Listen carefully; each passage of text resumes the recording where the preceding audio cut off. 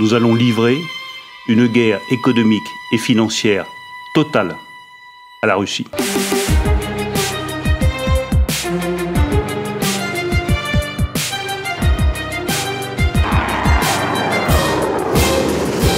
Nous allons donc provoquer l'effondrement de l'économie. He's already lost the war. И всех промоет.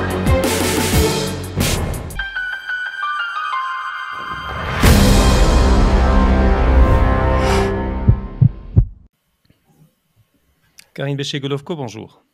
Bonjour. Et heureux de te retrouver à nouveau pour le 3e épisode d'Hegemon. On aborde l'actualité géopolitique mondiale, mais avec pour centre de gravité la Russie. Alors, on avait convenu d'un plan, on allait commencer par la mort de Navalny. Mais je ne peux m'empêcher de commencer par les déclarations de Macron. Navalny pourra attendre, les morts ont du temps à dépenser, parce qu'effectivement, c'est un peu bizarre. Alors, au moment où tout le monde cherche pas à calmer le jeu, mais plutôt à éviter la confrontation directe du côté de Washington, du côté de Berlin, et du côté de Paris, on a Macron qui est en train de gesticuler en proposant d'envoyer des troupes de l'OTAN sur le terrain. Ce qui a été nuancé immédiatement par la suite par l'Élysée en disant « Ah non, mais il ne faut pas comprendre que c'est des troupes de choc, c'est plutôt des troupes qui vont accompagner l'approvisionnement, la logistique, l'entraînement. » Mais bon, le mot a été dit, troupes de l'OTAN sur le territoire ukrainien. Et puis également, il a réitéré cette célèbre phrase, c'est-à-dire qu'il fallait tout faire pour empêcher la Russie de gagner. Alors comment comprendre ce positionnement de Macron ? Qu'est-ce que cherche Macron ? Macron, en tant que tel, ne cherche rien. Parce que il faut absolument pas surestimer l'autonomie de Macron. Macron est un porte-parole. Lorsque vous recevez un courrier, vous ne demandez pas ce que pense le facteur. Vous vous intéressez à l'auteur du message. Macron n'est pas l'auteur du message. Macron est le facteur. Alors, ça aussi pour comprendre que ce n'est pas quelque chose de spontané, ce n'est pas quelque chose qui n'avait pas été prévu. D'ailleurs, il a bien précisé derrière, il a bien pesé ses mots, il savait très bien ce qu'il disait. Donc, tout ça entre dans une mécanique qui a été prévue, qui a été organisée, qui a été mise en scène. Et là, on arrive en fait au cœur du truc, c'est qu'il y a cette phase mise en scène, mais il y a aussi cette phase politique. Donc, l'on voit que la France a été lancée pour entraîner derrière elle les pays de l'OTAN dans un conflit direct avec la Russie. Pourquoi ? Macron aussi a donné la réponse, parce qu'on ne peut pas perdre. L'OTAN ne peut pas perdre. Parce que si l'OTAN perd sur le front ukrainien, l'OTAN perd le pouvoir. L'Ukraine, c'est pas l'Afghanistan. Les États-Unis vont pas pouvoir se retirer gentiment en disant bon, tant pis, ça n'a pas marché, on essaiera autrement ailleurs.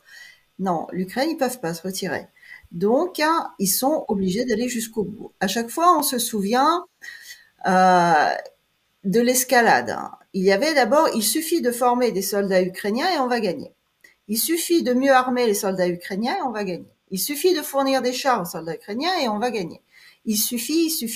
Le dernier stade, c'est quoi ? Il suffit d'y aller nous-mêmes et on va gagner. Donc, en fait, c'est une escalade logique. Le problème, c'est qu'elle est complètement décalée de la réalité. Elle est décalée de la réalité parce que ça fait quand même 30 ans qu'on désindustrialise la France, l'Allemagne, aussi, et tous les pays européens. Et la question se pose, et s'ils veulent partir au combat directement, ils partent avec quoi dans le sac à dos ? Ensuite, l'autre question qui se porte, et qui va le porter, le sac à dos ? Parce que l'armée aussi, elle a quand même été passée à la moulinette. Donc, je dis pas qu'elle n'existe pas, je dis qu'elle n'est plus conçue pour un conflit traditionnel. Nous avons des armées qui sont hyper technologisées, qui sont hyper spécialisées, qui vont très bien jouer avec les drones, envoyer des missiles à droite à gauche. Bon, d'accord. Mais là, s'il faut aller sur le front, il faut envoyer combien ? 300, 400, 500 000 hommes ? Combien ? Et on va les trouver où ? Alors, peut-être que les militaires de carrière n'auront pas le choix si on les envoie. Mais derrière, il va rester les familles. Il va rester les proches. il va rester les amis, il va rester tous ceux qui sont contre et qui tout à coup vont se réveiller parce que finalement ça arrive devant leur porte. Donc le problème, c'est que il y a, oui, effectivement, une véritable volonté de passer à un stade supérieur parce qu'il n'y a plus le choix, parce qu'ils comprennent très bien qu'ils peuvent pas faire la guerre par procuration.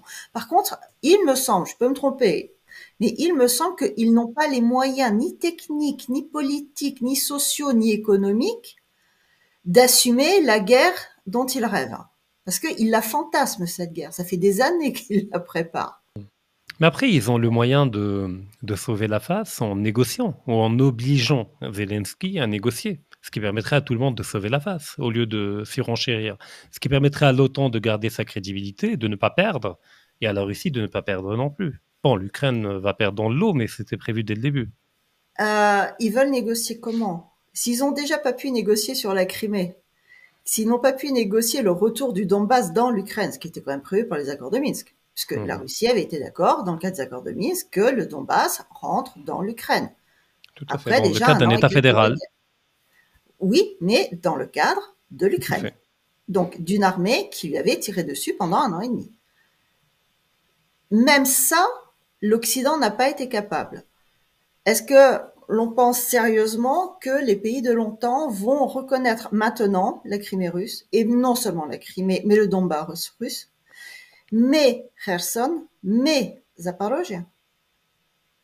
Personnellement, ça me semble pas extrêmement réaliste parce que là, justement, ils reconnaîtront leur défaite sur cette partie du territoire.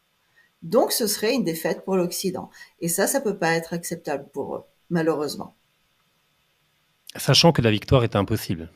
Donc, ils ont le choix, au fait, entre défaite et défaite. Donc, il y a des défaites plus humiliantes que d'autres. Ils ont ce choix-là, tout à fait. Parce que la Russie, elle, comprend pourquoi elle se bat. Elle se bat pour sa terre.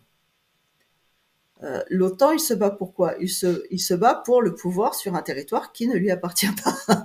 Donc, les gens qui partiraient se battre, on va dire, ne se battraient pas avec le même courage, la même volonté, etc. Soit vous n'avez pas envie de voir des chars britanniques, allemands, américains arriver dans vos villages, soit vous êtes dans ces chars et vous allez voir ce qui se passe dans les villages des autres. C'est pas tout à fait la même position quand même sur le plan humain. D'accord. Et sur le plan juridique, si jamais l'armée de l'OTAN débarque en Ukraine et qu'elle entre en confrontation avec l'armée russe, l'article 5 ne peut pas être activé, puisqu'il n'y a pas eu d'agression d'un pays membre de l'OTAN. Alors, déjà, il n'y a pas en soi d'armée de l'OTAN. Il y a des armées nationales des pays qui sont membres de l'OTAN. Et ça, c'est ce qu'on a tendance un petit peu à oublier en Occident, c'est que quand on parle de cette armée de l'OTAN, c'est pas quelque chose d'abstrait. C'est très concrètement les gens, citoyens des pays membres de l'OTAN qui sont directement concernés. Parce que c'est eux qui la constituent, cette armée. Ensuite, n'oublions pas que les accords bilatéraux entre certains pays de l'OTAN, ça a commencé par la Grande-Bretagne, derrière la France, l'Allemagne, ça s'étend, sont conclus avec l'Ukraine, qui prévoit à peu près la même chose que cet article 5. C'est-à-dire qu'en cas de nouvelle agression de l'Ukraine, dans ce cas-là, ces pays, sans aucune limite précise indiquée dans ces accords, s'engagent à aider et à soutenir l'Ukraine contre la Russie. Donc, en fait, ce sont des accords qui prévoient un engagement militaire sur le terrain. Et comme ces pays reconnaissent déjà l'agression de l'Ukraine par la Russie, de facto, ils s'engagent à rentrer sur le terrain. La question est de savoir quand, politiquement, ils seront prêts à le faire ou quand ils recevront l'ordre d'y aller. Mais après, n'est-il pas la possibilité qu'il y ait un deal implicite où les deux belligérants, c'est-à-dire les pays occidentaux et la Russie, limitent le conflit à l'intérieur des frontières ukrainiennes? C'est-à-dire que malgré l'intervention des troupes de chaque nation membre de l'OTAN, mais placées sous le commandement de l'OTAN, ne vont pas cibler avec leurs missiles des positions sur le territoire russe, et en échange, la Russie ne va pas bombarder des positions sur le territoire français, polonais ou autre, et de jouer une forme de jeu de dupes comme ça se fait depuis le début, où les États-Unis donnent les missiles, mais demandent à l'Ukraine de ne pas frapper le territoire russe, etc. Bon, ils n'ont rien à demander puisque ceux qui déterminent les cibles et qui donnent les coordonnées de Oui, tir, c'est eux-mêmes. globalement, On ils est n'ont pas d'accord. grand-chose à demander. S'ils veulent pas tirer, ils tirent Oui, pas. oui. En principe, c'est possible. La Russie n'a pas intérêt à une extension du conflit non plus. Mhm. Donc, il y Oui. a peu de chances quand même qu'elle vienne tirer les bases militaires en France ou les bases même américaines en Europe. De l'Ouest, s'entend. Mhm. Pour l'Europe de l'Est, les rapports sont quand même plus difficiles, donc ça, c'est à voir. Ensuite, la question qui se pose aussi, c'est par exemple, est-ce que la France ou l'Allemagne iraient défendre la Roumanie si l'une des bases était ciblée après avoir ciblé la Russie? Ça, c'est moins sûr. Mhm. Autre aspect, oui, on pourrait se dire qu'il peut y avoir un deal pour un certain temps, le temps que ce deal ne soit plus suffisant pour les pays de l'OTAN. Donc, Pour on l'un est ou toujours pour dans une l'autre. phase d'escalade de toute façon. Et malheureusement, pour aller dans ce sens, là, l'ambassadeur d'Allemagne vient d'être convoqué aujourd'hui au ministère des Affaires Oui. étrangères russe. Pourquoi? Parce que la Russie a délicatement apporté sur un plateau les résultats d'une écoute téléphonique entre 4 officiers allemands qui sont en train de mesurer quand même combien de missiles il faudrait pour pouvoir détruire le pont de Crimée. Le pont de Crimée, c'est en Russie. Mhm. Ils prévoient quand même à peu près une vingtaine de missiles, parce que bon, c'est un gros ouvrage, donc ça va demander de faire quelques efforts, afin de pouvoir le détruire. On parle des missiles Taurus. Tout à fait. Ce sont des Mhm. missiles allemands. Oui. Donc, est-ce que réellement un accord pourrait être trouvé? Le problème, c'est qu'il y a eu tellement d'accords déjà entre soit l'URSS, soit la Russie et l'Occident qu'il devient difficile quand même de les prendre au sérieux. Il y a eu cet accord qui avait été donné de non-extension des bases de l'OTAN. On voit où elles se sont Mhm. déplacées, vers les frontières de la Russie. Il y avait eu ces accords avec les accords de Minsk qui ont permis en fait le développement de l'armée de l'OTAN en Ukraine. Le problème en fait, c'est de savoir jusqu'à quel point réellement, et pour une raison qui est quand même assez surprenante pour l'instant, ces élites globalistes ont à ce point besoin de cette guerre. Et finalement, c'est la seule question. On n'a pas vraiment la réponse. Mais si ils arrivent dans leur tête à s'imaginer pouvoir garder le pouvoir sans cette guerre, on pourra peut-être passer à travers. D'accord. S'ils en ont à ce point besoin, j'ai peur que ça finisse par aboutir, parce que pour l'instant, la Russie reste calme quand même. Hein. Les régions de Koursk se font toucher, les régions de Belgorod sont régulièrement touchées. Il y a des drones qui se baladent à Saint-Pétersbourg. Là, il y a encore un pont ferroviaire vers la Volga qui a été touché. Bon, la Russie reste calme. Elle ne répond pas en Allemagne. Elle ne répond pas en Grande-Bretagne. Elle ne répond pas à la France, qui sont quand même les principaux pays qui sont actifs déjà sur le terrain et qui d'ailleurs, depuis les déclarations de Macron, l'ont reconnu. Ça a libéré la parole, en fait, l'onde de choc provoquée par Macron. Parce que chacun, comme ça, a gentiment pu reconnaître, oui, mais de toute façon, on est déjà sur place, mais on prévoit pas d'y être beaucoup plus. Donc, chacun reconnaît déjà y être. Avant, on nous parlait des humanitaires qui étaient sur place. Mhm. Maintenant, ils reconnaissent qu'ils y sont, que ce sont des officiers de l'armée régulière de ces pays. Donc, ils sont déjà partis au conflit. Et la Russie ne répond pas directement contre ces pays, parce qu'elle n'a pas envie de provoquer une troisième guerre mondiale. Mais à un moment donné aussi, il y a des limites. Si réellement elle est en danger, elle finira par répondre. Il ne faut pas rêver, il ne faut pas non plus que ces pays pensent que la patience est de la faiblesse. Simplement, en Tout à Russie, fait. ils sont peut-être moins fanatiques que les autres. Et D'ailleurs, ils n'ont pas pour besoin. revenir à l'Allemagne, ouais, pour revenir à l'Allemagne, l'écoute, enfin le fichier audio qui a été révélé, n'est-il pas le symptôme d'une forme de fracture en interne entre d'un côté l'état-major qui est soumis à Washington et de l'autre côté Olaf Scholz qui est tenu par d'autres impératifs comme le patronat allemand qui voit depuis le début d'un très mauvais œil tout cela et qui peut-être n'était pas d'accord ou n'était même pas au courant de ce type de stratégie élaborée par l'armée allemande. N'y a-t-il pas des fragilités en interne qui commencent à apparaître en Allemagne? Je pense qu'il y a effectivement des fragilités en interne, en Allemagne, en France, en Grande-Bretagne, à peu près dans tous les pays de toute façon. parce que on peut dire qu'il y a un noyau dur convaincu. Ils veulent y aller. C'est leur guerre, c'est leur époque. Ils veulent entrer dans l'histoire de cette façon-là. Il y a une fraction qui est vendue. Ils ont trouvé leurs intérêts, finalement, pourquoi pas, ça a été négocié, ils ont leur place et leur pouvoir de cette façon-là. Et puis, il y a une autre minorité qui n'a pas envie d'y aller, parce qu'il y a un certain instinct de survie en comprenant que lancer une guerre mondiale à une époque nucléaire, c'est complètement suicidaire. On ne peut pas prévoir les conséquences humaines d'un conflit mondial aujourd'hui, avec les armes de destruction massive dont on dispose. Et il y a la masse qui ira du côté du plus fort, comme toujours. Donc, c'est vrai que la situation est compliquée. C'est pour ça que l'on voit cette pression, cette libération de la parole. La déclaration de Macron, c'est un acte de langage, mais dans le sens direct de la théorie du langage.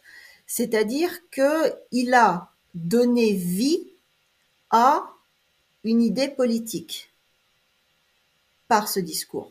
C'est-à-dire que désormais, l'on ne parle que de ça. Il y a donc une normalisation. Ce n'est plus un tabou, c'est normal. Il est normal de l'envisager. Donc on a déjà passé un stade.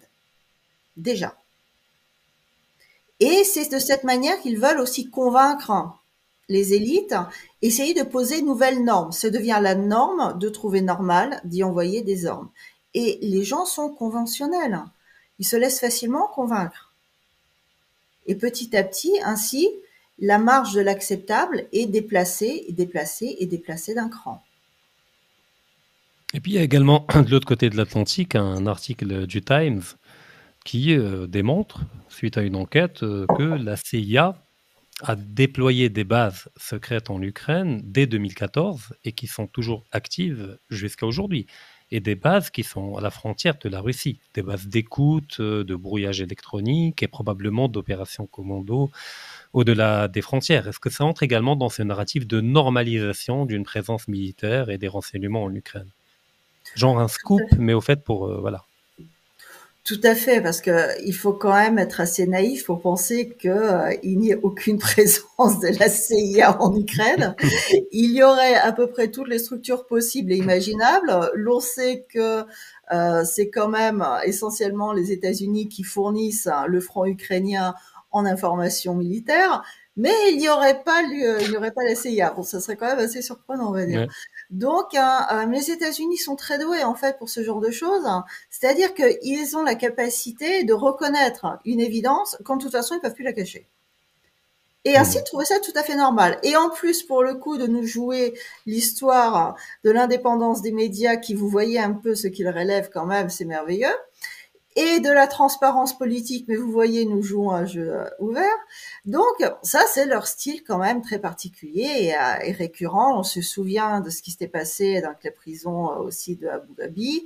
L'on se souvient aussi de toutes les différentes prisons où il y avait des tortures, etc. Quand ils n'ont pu le cacher, ils nous ont même fait un énorme rapport sur le sujet. Bon, finalement, ça n'a pas changé grand-chose, sauf qu'ils ont reconnu ce qui était avant, ils ont été plus discrets après. Donc là, nous sommes à peu près dans la même configuration. Difficile de le cacher. Par ailleurs, il faut envoyer les Européens au casse-pipe, puisque a priori les Américains n'ont pas signé d'accord avec l'Ukraine. Ils n'ont pas l'air tellement motivés pour y aller quand même. Donc, il faut bien dire aussi, vous voyez, on est avec vous, on est derrière, on vous aide. Donc, c'est censé rassurer les élites européennes globalistes, qui ne partent pas tout seuls au casse-pipe, parce qu'elles, en attendant, elles partent au casse-pipe politique actuellement. De toute façon, Biden ne se pose pas la question, il n'est pas en état de se poser une question, donc pour lui, aucun problème. Et puis Macron, c'est son deuxième mandat, donc il n'y a pas d'enjeu électoral. Absolument aucun non plus. Il lance en fait quelque chose qui devrait être assumé par un autre. Ouais. Donc, ça va, il n'est pas trop. D'accord. Alors, toujours dans l'escalade, dans la dynamique d'escalade, il y a beaucoup plus loin que l'Europe, Israël. Et on a vu déjà, après les attaques du 7 octobre, On a vu un député de la Knesset menacer à l'époque directement, dans un entretien avec Russia Today, menacer la Russie en disant qu'après avoir gagné la guerre à Gaza, on va se tourner vers la Russie, on va la punir, on va faire en sorte que l'Ukraine gagne. Bon, déjà, je rappelle qu'Israël, c'est quoi, 10 millions d'habitants, menace la Russie directement. Et puis récemment, le porte-parole d'Israël à l'ONU a réitéré, alors pas des menaces aussi frontales que celles du député, mais voilà, en qualifiant la Russie d'État terroriste, qui soutient le terrorisme, etc. Donc il y a une implication de plus en plus grande d'Israël, sachant que pendant très longtemps, elle était dans une forme pas de neutralité, mais elle ne livrait pas d'armes à l'Ukraine. Est-ce que la donne pourrait changer? Et qu'est-ce que cela va impliquer également au Proche-Orient? Parce que la Russie peut également fournir le Hezbollah en armes ultramodernes, l'Iran pareil en missiles S-400, etc. Est-ce qu'on va vers une autre escalade, mais qui se déplacera du côté du Proche-Orient? Ça, c'est tout à fait possible. Il y a effectivement une radicalisation de la politique en Israël. Pour appeler les choses par leur nom, ce que fait Israël à Gaza, ça s'appelle un génocide. Simplement. C'est en tant que juriste, quand vous reprenez la définition du génocide dans le cadre des conventions de Genève, il s'agit de la destruction en tout ou partie d'un peuple. Donc, il ne suffit pas de vouloir le détruire entièrement, il suffit de vouloir le détruire en partie. Exactement. Si on cumule toutes les déclarations des responsables israéliens à l'égard de Gaza, il y a une volonté, au minimum en partie, de détruire le peuple palestinien, qui pour eux, de toute façon, est devenu en soi une entité terroriste. Sans parler du fait qu'ils ont été qualifiés par des officiels dans le ministère de la Défense israélien ou de la guerre israélien, ils avaient qualifié de sous-hommes d'animaux qu'il faut traiter comme tels. Donc on est dans le schéma nazi de déshumanisation totale. Absolument. Et donc il y a les conditions juridiques qui sont retenues contre Israël au sujet du génocide. D'ailleurs, on rappellera quand même que la Cour internationale de justice a émis fin janvier une ordonnance portant des mesures conservatoires qui imposait à Israël au minimum d'assurer un minimum l'accès des convois humanitaires, ce qui n'a pas été fait, même au contraire, c'est de pire en pire, et qui devait faire un rapport et présenter un rapport des mesures qui ont été adoptées, ce qui n'a non plus pas été fait. Donc, Israël est dans un déni de droit total parce que, en quelque sorte, elle est dans un déni éthique total. Ce qui a toujours protégé Israël, c'est cette image de la victime de l'Holocauste, donc de la victime des nazis. Une victime qui donc ne peut a priori pas devenir coupable puisqu'elle est victime à vie et de génération en génération, il semblerait que ça se transmette. Or, qu'est-ce que l'on voit ? Déjà des rapprochements entre le groupe Azov et le responsable israélien. On rappellera quand même que le groupe Azov est un groupe néo-nazi. Et néo-nazi pas dans le sens exagéré du terme, dans le sens où ils reprennent la symbolique, ils reprennent la logique, ils reprennent les méthodes. C'est un groupe néo-nazi et qui est parfaitement bien accueilli par les autorités israéliennes actuelles. Est-ce que ces autorités ont le droit de bénéficier de la protection absolue des victimes de l'Holocauste? Non. Les victimes, oui, leur mémoire doit être protégée parce qu'effectivement, c'est un crime qui a été commis, et un crime monstrueux. Ça ne veut pas dire que leurs descendants ne peuvent pas se comporter comme des bourreaux. Et ce que l'on voit aujourd'hui, c'est que les descendants de l'Holocauste, des victimes de l'Holocauste, sont en train de se comporter comme les bourreaux qui ont tué leurs ancêtres. Et ça, éthiquement, c'est inadmissible. Et Israël ne peut plus faire un pas en arrière parce qu'ils sont déjà allés trop loin. Donc effectivement, on voit une espèce de fuite en avant, et politique, et amorale, même plus immorale, mais amorale.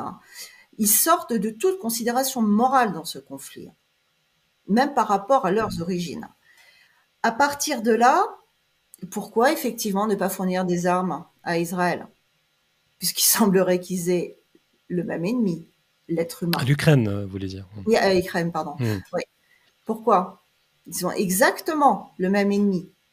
Ils ont l'ennemi pour ennemi celui qui combat ces méthodes inhumaines utilisées par les nazis. Donc, lorsque l'on parle aussi de néonazisme en Occident, on a du mal à comprendre que le nazisme, comme phénomène, on va dire comme technologie, ne s'est pas arrêté à la Seconde Guerre mondiale. Il n'a pas été détruit à la Seconde Guerre mondiale. Concrètement, Hitler a été détruit, l'Allemagne a été démembrée et reconstituée. Donc, ça ne veut pas dire que la technologie utilisée par les nazis ne soit plus d'actualité. On voit toujours cette idéologie de l'existence de surhumains et de non-humains. Et ce droit a priori des surhommes à détruire comme disaient les Israéliens, les animaux humanoïdes. C'est exactement la même conception développée par les radicaux à Kiev à l'égard des habitants de l'Est de l'Ukraine, qui étaient également considérés comme des animaux. Tout à fait. On voit aussi du côté des groupes ukrainiens les symboliques nazis ressortir sur les drapeaux, sur les tatouages. On voit les slogans ressortir aussi. Les héros de cette époque sont des héros nationaux. Les Bandera. Donc, il y a à la fois et la technologie en tant que telle qui est utilisée et le fait qu'il y a une utilisation de la même vision du monde. Alors juste pour que les gens comprennent, le mot technologie tel que tu l'utilises maintenant, en russe, dans ce contexte, ne veut pas tout à fait dire la même chose qu'en français. Oui. Alors, c'est pas la technologie au sens de technique, Non, mais pas du c'est tout. la technologie politique et la Politique, technologie tout à fait. psychique, psychologique, mentale, c'est-à-dire tous les instruments qui permettent d'atteindre un objectif. Donc, Tout à c'est pas fait. les chambres à gaz, c'est plutôt les technologies politiques, etc. Voilà, juste pour éviter Oui. C'est exact. des formations professionnelles. Non, c'est bien. Je suis restée sur la langue russe, en fait. Mais, et l'on voit effectivement, dans ce cas-là, un espèce de sentiment d'impunité qui est tourné au fanatisme. On rappellera quand même que selon à peu près les dernières données, il y a déjà à Gaza, plus de 30 000 morts et plus de 70 000 blessés. Que les populations du Nord qui ont été envoyées vers le Sud se sont fait massacrer sur le passage. Que les hôpitaux, je ne sais pas combien d'hôpitaux ont été pris pour cible. Combien de convois humanitaires ont été pris pour cible. Et puis, il y a la famine qui s'est déjà installée. Et ça aussi, c'est justement un des moyens retenus par les conventions de Genève pour qualifier de génocide. Lorsque vous mettez les populations dans une condition qui ne leur permettent pas de survivre, mais qui au contraire entraînent leur destruction physique. La famine est une de ces conditions. Oui. Est-ce que les juridictions internationales pourront réellement aller jusqu'au bout? Peut-être, mais même si, en étant surprenant, la Cour internationale de justice prendra une décision, celle-ci ne sera pas appliquée. Israël n'est pas signataire. La Cour internationale de justice, elle reconnaît parce qu'elle est membre de l'ONU. Mais le problème, c'est que ces instances internationales n'ont pas les moyens de contraindre l'application des ordonnances ou des décisions qu'elles prennent. Donc, en ce qui concerne la Cour pénale internationale, c'est une autre question, mais c'est clair. Mais la Cour internationale de justice, elle peut prendre une décision, mais ça ne changera rien. Comme de toute façon, l'ordonnance qu'elle a prise déjà ne change rien. Après, il y a la question des Israéliens d'origine russe. Comment vont-ils se positionner en cas d'escalade? Ça, on le verra. C'est un peu compliqué. C'est extrêmement compliqué parce que des fois, on se demande s'ils ne sont pas un peu plus israéliens que russes quand même. Exactement. D'où le fait que j'avais émis un doute par rapport à leur fidélité à la Russie. Après, on trouvera de cela et de cela. Enfin, on verra. Oui. Alors, l'autre élément qu'on voulait aborder, c'est la mort de Navalny, que tout le monde semble pleurer dans des chaumières des chancelleries occidentales, sachant que le parallèle entre Navalny et Julian Assange est criant et évident, c'est-à-dire pour celui qui voudrait effectivement. Mais ce parallèle n'a semble-t-il pas été établi. Alors, qui est Navalny? Un affairiste. Alors, on va commencer par ses antécédents, puisqu'il a quand même commencé son existence médiatique, plus ou moins, tout d'abord en faisant du business et en étant intégré par les groupes libéraux dans les grandes entreprises en Russie, dans lesquelles il détenait certains titres et actions. Ensuite, il a essayé de faire de la politique. Ce fut un échec patent. Même si, à l'époque, quand il avait essayé de se présenter aux élections à Moscou contre la fois où Sabianine s'était présenté pour la première fois. Même le parti du pouvoir l'a aidé pour comment il récupère assez de signatures pour pouvoir se présenter. C'est-à-dire qu'il avait un soutien absolument phénoménal. Ensuite, c'est quelqu'un qui est un professionnel de la technologie politique. C'est-à-dire que il est financé, et les financements étrangers ont déjà été largement démontrés, pour mettre en place et utiliser certains mécanismes de déstabilisation d'un côté, et d'autre part de mise en avant d'une certaine rhétorique qui correspond au discours globaliste. Et là, on le voit qu'il avait surfé sur la voie de la corruption. À une époque, c'est vrai, c'était un vrai problème en Russie, ça l'est quand même beaucoup moins maintenant, en tout cas pas plus qu'on peut le trouver en France. Et ça a permis en fait de lancer une rhétorique qui peut être contre la lutte contre la corruption. Personne. La question étant de savoir pourquoi on utilise. Soit on utilise ce mécanisme pour nettoyer l'État, pour que ça fonctionne mieux et pour que l'État ait plus de légitimité. Soit c'est ce que fait la Procuratura générale, c'est son travail a priori. Soit on utilise des groupes sociaux comme les groupes fondés par Navalny, enfin montés en tout cas par Navalny, pour décrédibiliser, délégitimer l'État. Ce sont pas du tout les mêmes buts, et pourtant dans les deux cas, nous sommes dans la lutte contre la corruption. Parallèlement, Navalny, en plus, avait quand même mis en place un certain nombre de schémas de corruption lui-même au niveau des régions, en utilisant justement le fait qu'il commençait à être quand même à avoir un certain poids médiatique et qu'il pouvait lancer des menaces de corruption dans certaines régions. Ensuite, Navalny a surfé sur la vague des révolutions de couleur. Mais il n'a jamais vraiment pris. C'est le problème de cette opposition globaliste en Russie, c'est qu'elle n'est pas crédible. C'est qu'ils font tellement bobo, ils sont tellement décalés de la réalité sociale, les gens ne peuvent pas s'identifier à eux. C'est pas possible. Donc, ils avaient même essayé en 2011, lorsqu'il y a eu un véritable soulèvement populaire à l'époque du Balotna, et ils ont été surpris, pris de court, et on a vu à cette époque-là les petites têtes de l'opposition néolibérale courir sur le devant de la scène. Très rapidement, ça a été extrêmement efficace en fait, parce que après leur troisième apparition, plus personne n'est sorti dans la rue. Donc, ils sont extrêmement efficaces en fait pour dégoûter les gens d'aller manifester. En fait, les Russes ont été vaccinés par la période des années 90. Je dirais. Voilà, ils étaient au pouvoir. Ils étaient au pouvoir. Tout à fait. Tout à fait. Ils ont vu ce que ça a donné. Et si les gens ne sont pas forcément, et en tout cas à l'époque et même maintenant, ne sont pas toujours contents de tout ce qui se passe, et c'est normal, il n'y a pas d'idéal. Ça ne veut pas dire qu'ils veulent retourner dans les années 90. Ça ne veut pas dire qu'ils veulent prendre la voie de l'Ukraine ou de la Géorgie ou de l'Arménie. Ils n'ont pas envie de ça.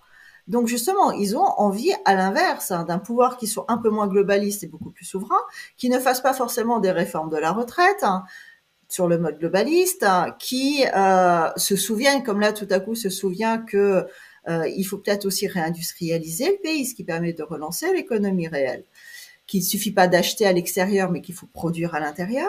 Donc, ces élites étaient complètement en décalage, en fait, par rapport aux attentes de la population. Et surtout, après le rattachement de la Crimée, lorsqu'elles se sont prononcées en masse, évidemment, contre le rattachement de la Crimée, alors que dans la population, il y a un consensus, on appelle le consensus de Crimée, qui était extrêmement fort. Évidemment, ces élites, notamment Navalny, ont été complètement décrédibilisées. Et après 2015, elles sont complètement devenues extrêmement marginales parce que les gens n'y croyaient pas. On compris que finalement, c'était pas une alternative réelle, en tout cas constructive.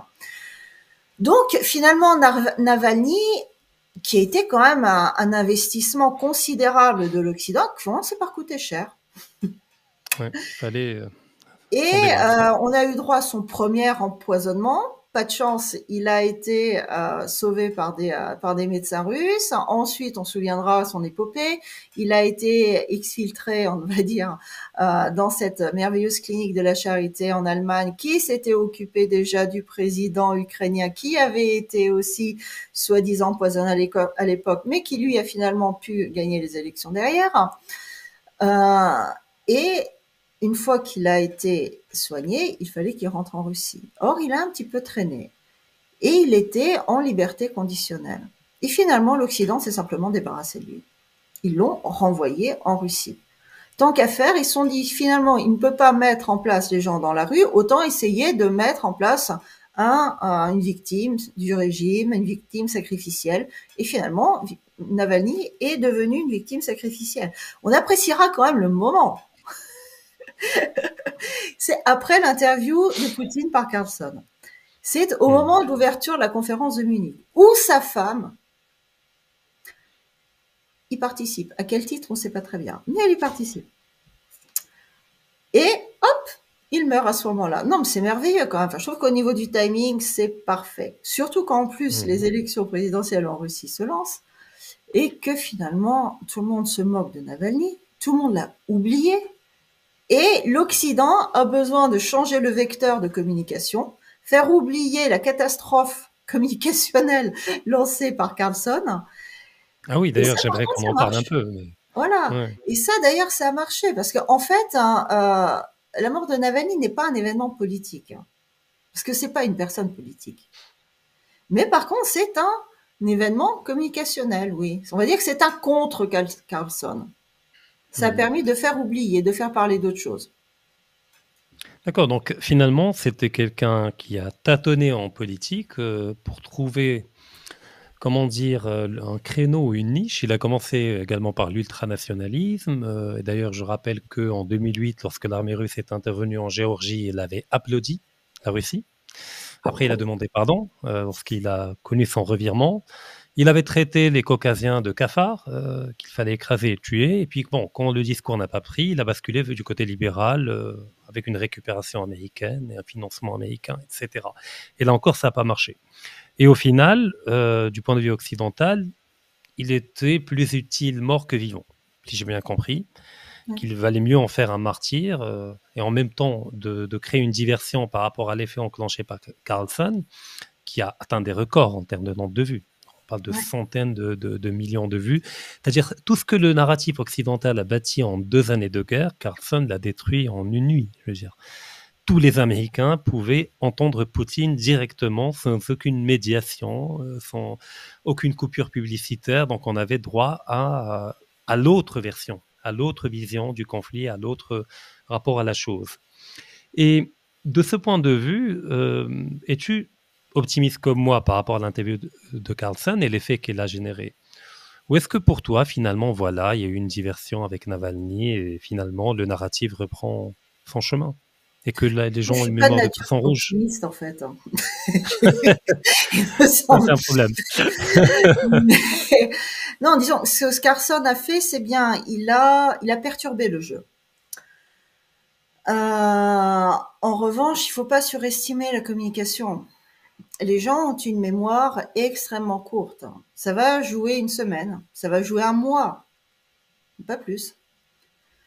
Donc, Carlson, ce qu'il a fait, c'est pas plus un événement politique que Navalny n'a pu jouer politiquement non plus. Nous sommes toujours dans le monde de la communication. Dans le monde de la communication, nous sommes dans le monde de l'éphémère.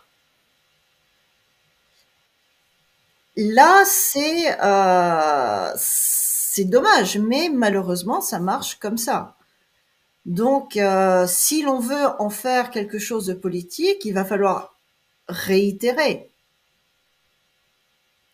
1 fois, 2 fois, 3 fois, 10 fois. Si on arrive à faire un mouvement permanent à la Carlson, c'est-à-dire pas répéter les interviews de Poutine, la question n'est pas là. Mais il faut un média, il faut un média. Voilà, un média qui arriverait à rentrer, à passer le rideau de fer atlantiste et à pénétrer cet espace atlantiste. Là, effectivement, ça pourrait avoir, dans ce cas-là, des conséquences politiques parce que ça permettrait de travailler en profondeur et de manière régulière et systématique l'Occident. Actuellement, il n'y a aucune chance pour que ça existe, il faut être réaliste. Il y a Parce un que petit les îlot, c'est législations quand en même place. Twitter, mais à part Twitter, je vois Non, rien mais d'autre. c'est toujours pareil, c'est de l'éphémère. Rien. Les gens doivent aller chercher cette information.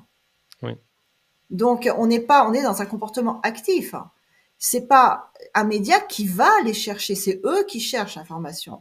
Donc, ce n'est pas du tout la même démarche. Là, si l'on arrive à avoir une télévision, un journal, une chaîne de radio, quelque chose qui diffuse de manière systémique sur un espace territorial qui se considère comme ennemi, donc là déjà on voit que c'est plus possible. Ouais. Donc là, ça pourrait devenir effectivement un instrument qui permettrait de montrer de manière récurrente que le discours propagé par les élites politico-médiatiques atlantistes est faux. C'est la pure propagande. En plus, assez primaire. Ouais.